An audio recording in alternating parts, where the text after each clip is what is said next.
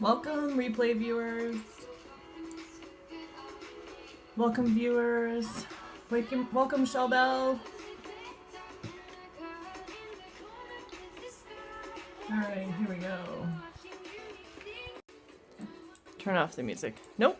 Oh my goodness, the music won't turn off. There we go. So, this intro that you just saw, shit, I have low battery. Where I was showing these little 1" by 1" squares, which is my version of a project called Self-Love 365 that my awesome friend Belinda, and if you watched my scope yesterday, I did a co-scope with her, which was amazing fun. And you should totally follow Belinda because she rocks. These little squares that I was showing you in the intro was actually a project that Belinda started and that she's been sharing with everyone.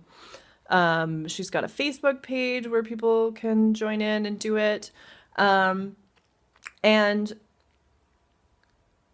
Belinda actually reached out to me after my scope that I did this morning, where I used the same intro, some music and those squares, and sent me some audio messages saying, hey, I loved your scope. I love the analogy that you gave of shooting on ourselves being like the abusive boyfriend. That really helped me. And I was super touched by that. And then she said, you know, I had some feelings about you using this intro, which is the same intro she uses for her scopes. And I was just floored by the fact that the caliber of people, of women in particular, that I interact with, have the emotional intelligence and the capacity to reach out and say, hey, this is what I felt. She wasn't trying to blame me. She wasn't trying to make me wrong. She wasn't trying to say, hey, don't step on my jam. That was my intro. Like, fuck off, style biter. She was super cool about it. She owned her feelings. And just said, this is what it made me feel. And that to me is such an indicator of self-compassion for both of us. Like, that we've both come to this point. Point is such a crappy analogy, actually. Journey and points. Anyways,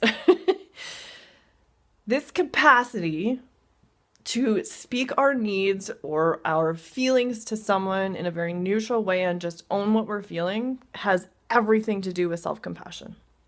And the way that I responded to her has everything to do with self-compassion too. I was just like, I'm so sorry. I that wasn't my intention. I thought I was going to talk about these squares in terms of how I should on myself.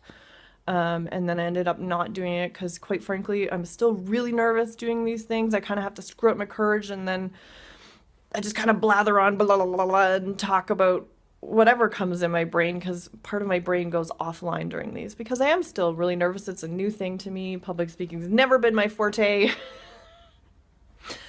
And hey Tammy. Yeah.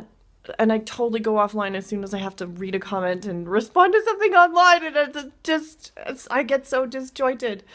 But I was so appreciative of the indicator of that conversation, that conversation was of how far I've come in my self-compassion in terms of the way that I responded to it. Like, I didn't get all huffy and defensive, and that has everything to do with self-compassion.